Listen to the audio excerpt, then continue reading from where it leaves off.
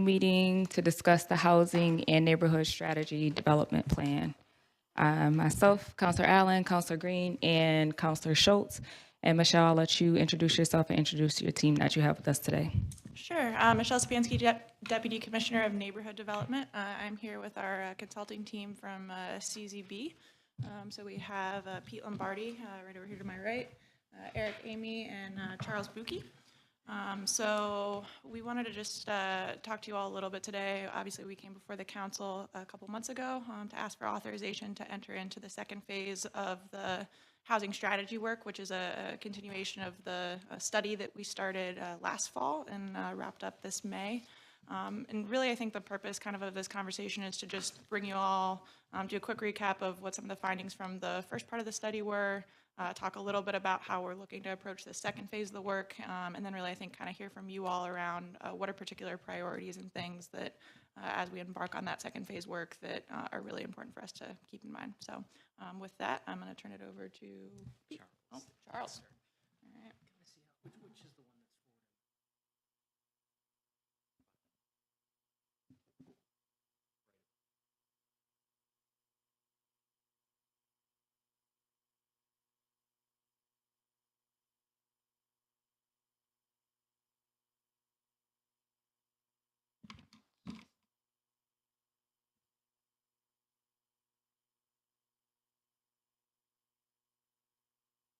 Sorry.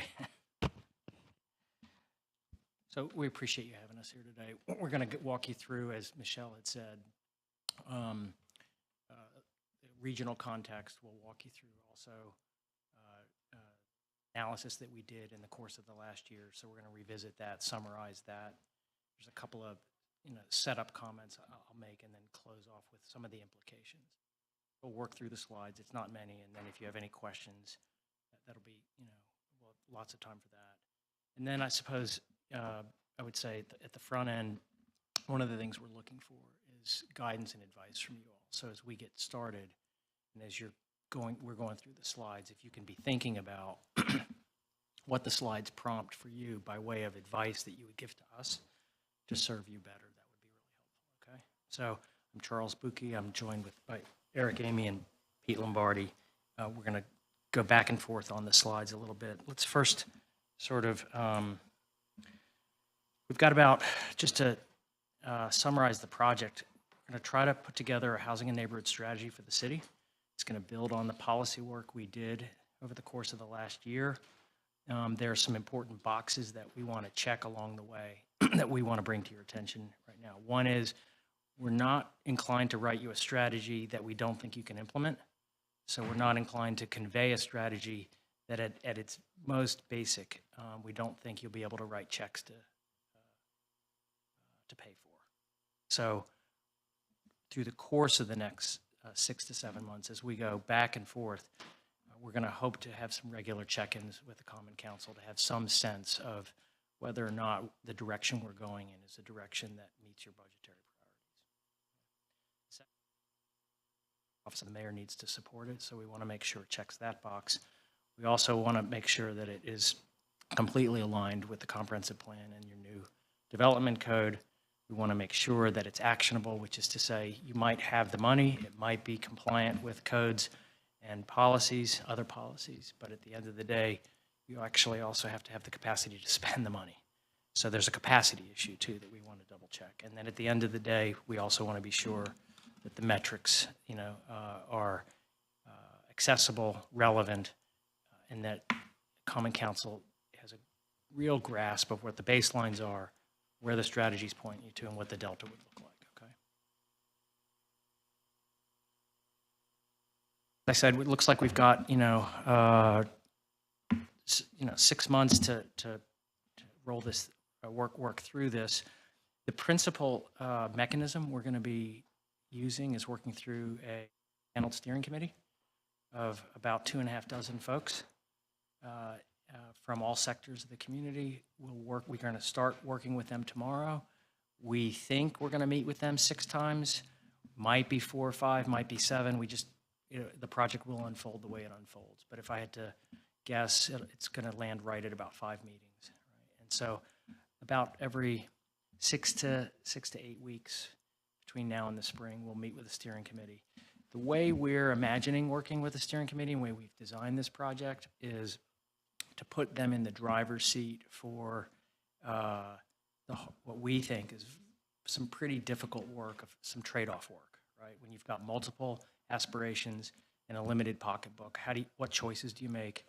What's your rationale for making those choices so that the draft that you eventually, as Common Council, get makes some sense and is actionable. Can I ask a quick question Sure. about that steering Yeah. committee? You said there's 2,500 people on that. Who are they? How were they picked? And Those are Michael's cousins. Where's Michael Collins? Michael's cousins, Michelle's cousins. So, yeah, LaToya's cousin, exactly. So, So we took a combination of folks from several different sectors. So kind of continuation of from the first phase of the project, making sure that we had kind of the spectrum of housing, affordable development, market rate development interests, neighborhood residents, anybody who might be kind of working at the intersection of housing or is impacted by housing in some way, shape, or form. We do have two council members that are also participating in that. So Council President Hudson and Councilor Hogan will also be part of that work. the same committee you had before, or some No, additions to it? there's some a little bit of changeover to it. So there's some additions to it. There are some people that were a part of the first phase of the work, but. what we like about the way this is going to unfold based on previous work is by having council representation on the steering committee, we can shuttlecock back and forth and make sure that we're never too far left or right of where the consensus on council would be. So we think that's a pretty good way to go based on experience. Pete's going to go into the specifics, a more specific summary, but you may recall from the analysis that really the essential finding was that there were two very, very, very sizable challenges that the city faces. As a soft market city, it faces a market gap problem that is quite significant. And as a city with lots and lots of households with incomes below $35,000 a year, you've got, despite the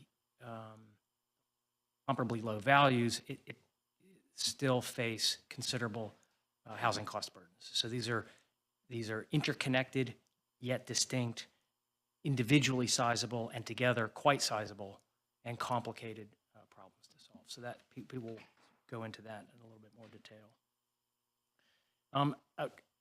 To elaborate on that a little bit, I want to walk you through just at a high level how these pieces kind of fit together in our experience. If we start in the bottom left, Eric's going to talk about the regional context and the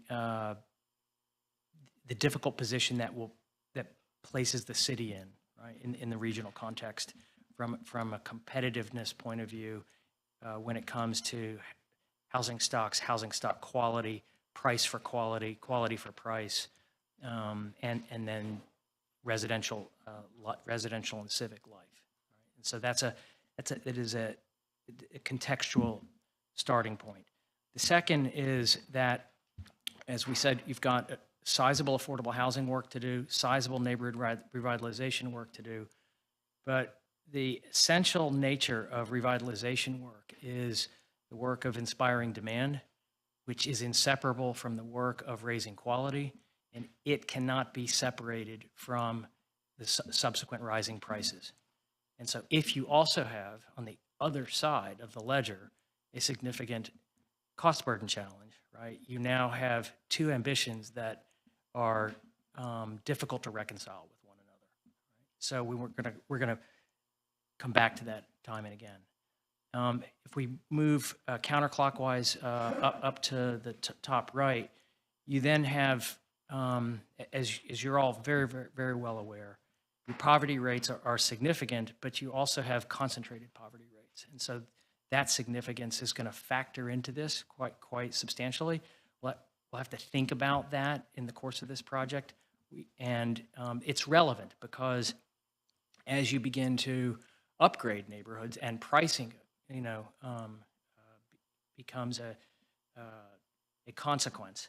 Now, the cost of any effort to hedge against displacement becomes part of the strategy. And so we want to be very mindful of how that works together. And then we work around to the top left, and our math says that you're in the $1.5 to $2 billion problem, to cost to solve these twin challenges, right? And so we'll come back to that.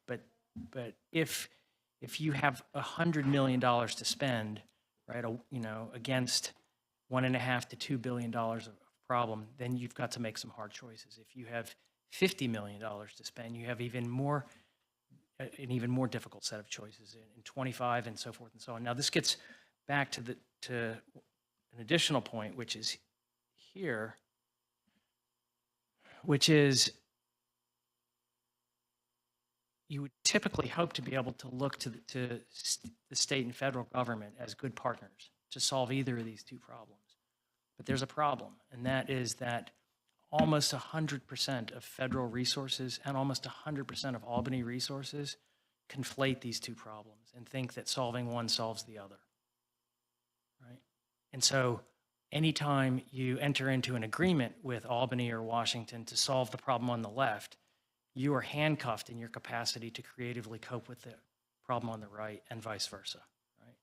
And so it's a devil's bargain to partner for those funds unless you're awfully careful about threading that needle. Okay? So that I wanted to raise those issues because those are what the steering committee will be working through in the course of this project. So I'm going to turn this over to Eric to give you a regional context. We'll drill down into recapping the findings.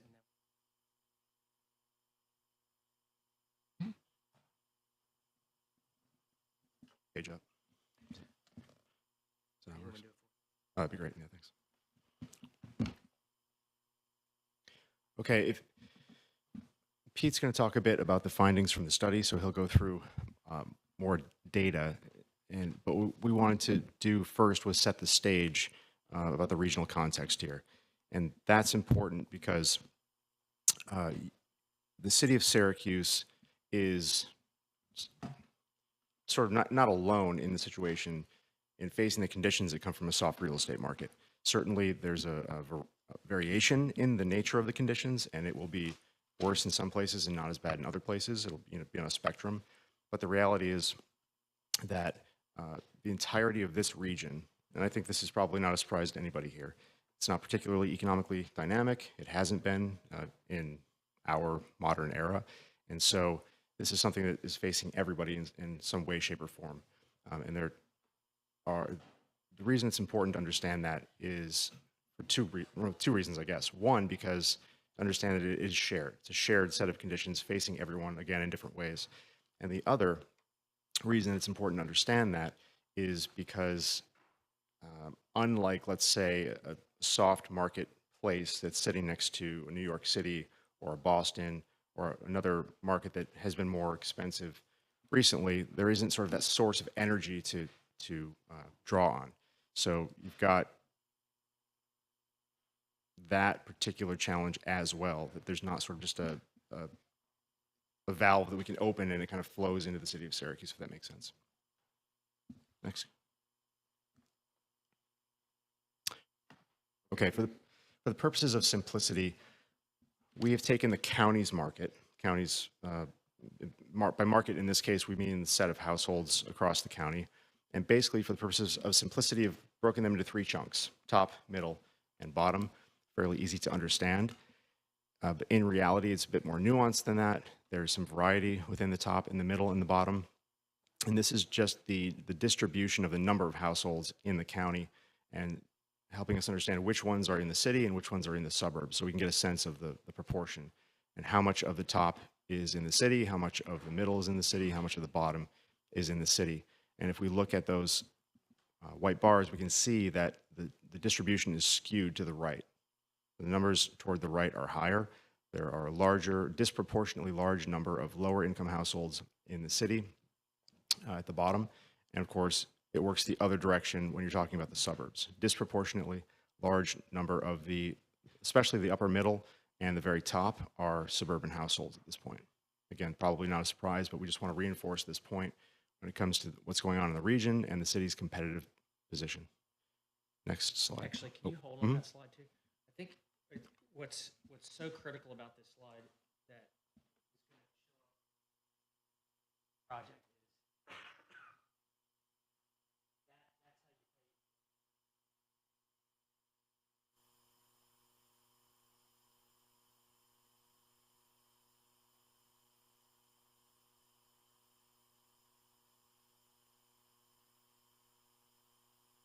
establishes the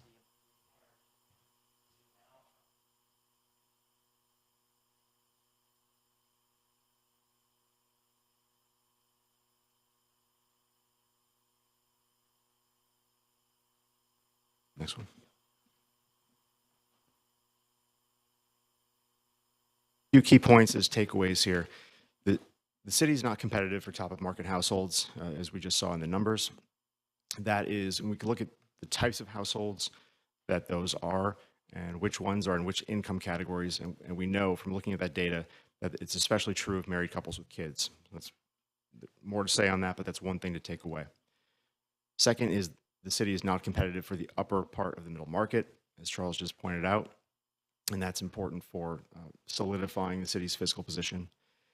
And the city, again, is disproportionately home to households in the bottom who tend to be neither able to afford the suburbs and they're not especially welcomed in the suburbs. So it is not easy for low-income households who currently are disproportionately living in the city to make a life in the suburbs in the Syracuse area.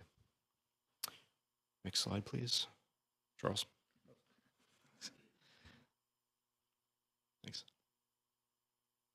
This is my last bit here. A few things to make sure you understand clearly when it comes to the ownership market is that in this region, both in the city but also in the suburbs, even though values in the suburbs are higher, the incomes are also higher out there. So owners generally are paying less than they can afford. In a soft market like this area, they don't have to spend all the way up to the max of what they could spend because they're getting a pretty good deal. And there's a lot of choice, and the higher your income is, the more that is true. In the rental market, low incomes cannot afford what quality housing costs. So Pete's going to talk more about that affordability gap in a moment. And the source of our affordability challenges really are the low incomes, not high housing costs in the city of Syracuse. And that, of course, becomes more true as income decreases. Part of the reason that the housing production system is not particularly able to respond to these various conditions and respond in the way that we all might like is because you do have that unwillingness problem for the higher income households. They say, well, we could spur more building, more construction, if we were to be willing to be spending more of our income that we could afford to do, but we're not going to because the region already offers us plenty of choice at lower prices, so we're not going to do that. And furthermore, if we do pay up to what we could probably afford, if any one of us individually does that, we're putting ourselves at risk because we don't know if we're going to get that money back. So whether that is, could be in the town of Clay, it could be in the city of Syracuse, but anywhere in the region, if you pay up to what you could afford at the higher income level, and then you've got to sell that house in 3 or 4 or 5 years, it's quite likely that you're going to, get less than you spent on it. So that's the unwillingness problem. And then we also call that the market gap, and Pete's going to talk about that as well. We have an unable market at the bottom of the income distribution. We've got a lot of folks with not enough income. They're not able to afford what quality housing costs. So the private sector sees this, and on the one hand, it sees an unwilling market that's not willing to spend as much as it could. So therefore, they say, well, we're not. It's going to cost us perhaps $500,000-$600,000 to build a single-family house. That's kind of a stretch in the Syracuse area, and so people aren't really going to demand that. We're not going to build that product lest we're sitting there with houses that we're trying to sell that we can't sell, or we're going to build and sell fewer of them again than we might like. And then they're also not going to be able to build housing units for people who can't afford to pay what it costs. So if we have a break-even rent, let's say, of $2,400 on a new rental unit, that's what it costs to put that unit into service and responsibly own and operate and manage that unit. The number of households, particularly inside the city of Syracuse, who can afford that number, and that $2,400 is not a made-up number. That's an actual pretty solid number. then those units are not going to be constructed at the rate that we might like either. So that's how we get some of those results.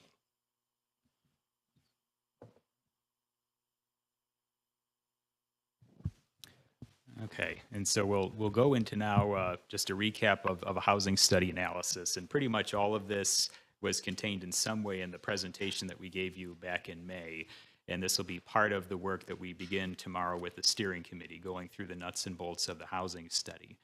Next slide. And there are several, we think, important maps that came out of the housing study. One that you might remember is a map of housing conditions, where we looked at, with the help of city staff and others in the community, we looked at every single property in the city in terms of the condition of those properties. So that's a map that'll be important to the strategy development process. But this is another one that's perhaps more important for the strategy work that starts tomorrow, because this is a map of demand, housing demand by neighborhood in the city. And this is a map that includes the property by property conditions survey, in addition to sale prices of homes, owner occupancy rate of single-family homes, the concentration of code violations, concentration of building permits for home improvements. All of those are wrapped together into this map here to give you a sense of, in the pinks and deep pinks, where the housing demand is relatively strong in Syracuse, in the aquamarine where it's average for Syracuse, and then in the blue and purple where it's below average and well below average for Syracuse. So where this becomes important for our strategy work over the next few months is that we'll be working with the steering committee to think about how the market differences across the city translate into different outcomes that the city will be seeking for different types of markets. What types of outcomes will the city seek for markets that are dealing with the highest levels of disinvestment, the worst housing conditions? And conversely, what sort of outcomes is the city looking for from its middle neighborhoods, from the neighborhoods that have been performing well historically, but as Eric indicated, these are neighborhoods that in the regional context and in the national context they're not going gangbusters. So what are the outcomes for those places? What are the strategies that are relevant to those outcomes? And so on down the line. So an important part of the strategy we deliver at the end of this 6-month period is a strategy that is finely tuned for the different market types you have throughout the city, and where it lines up the right tools and the right resources to achieve what you want to achieve by market. Next slide. And part of the work we'll be doing with the steering committee is kind of walking through and understanding more deeply what's going on neighborhood by neighborhood. As Eric relayed, there are certain regional dynamics that we'll have as context throughout this process. At the citywide level, we'll be paying attention to the reality that you have very different levels of disinvestment and deferred maintenance in different parts of the city. But by and large, they're almost all soft in terms of having generally more supply than demand. And there's also the reality that a lot of the conditions in different parts of the city have similarities to historical patterns, to patterns of disinvestment that go back 50, 80, 100 years. It's all of that history that has to be dealt with too.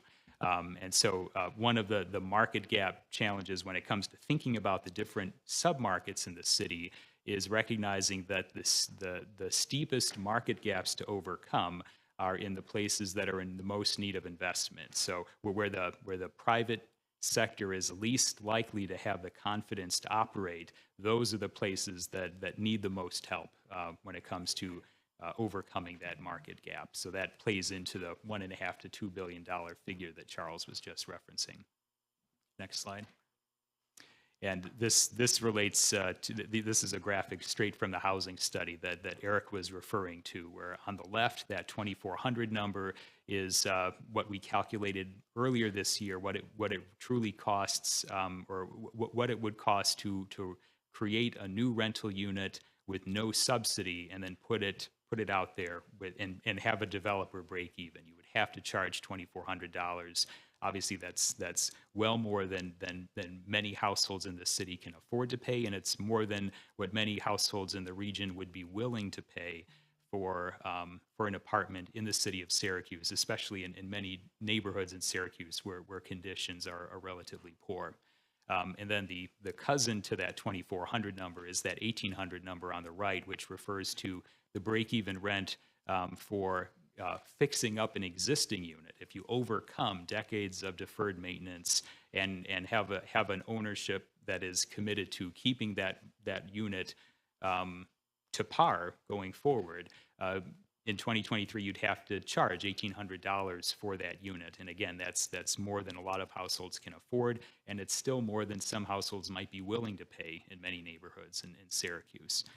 And this all again gets back to that $1.5 to $2 billion kind of overall number, kind of solving that willingness and the ability to pay problem on both of these fronts.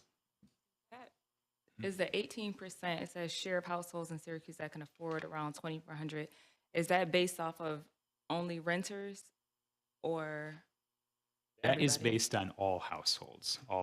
So looking at all household incomes, 18% have enough to where their 30% of their income is sufficient to pay you $2,400 a month. If you were to look at just renters, it would be lower. Yeah, that's right. Slide, please. And then on the affordability gap side, as Eric pointed to, the regional context we'll be working through with the steering committee is that substantial city-suburban income imbalance that plays out not in the city's favor in terms of the cost of overcoming affordability gaps in the region. At the citywide level, and we have numbers on the next slide that talk about how housing need in Syracuse far outstrips the current resources available to fill those gaps.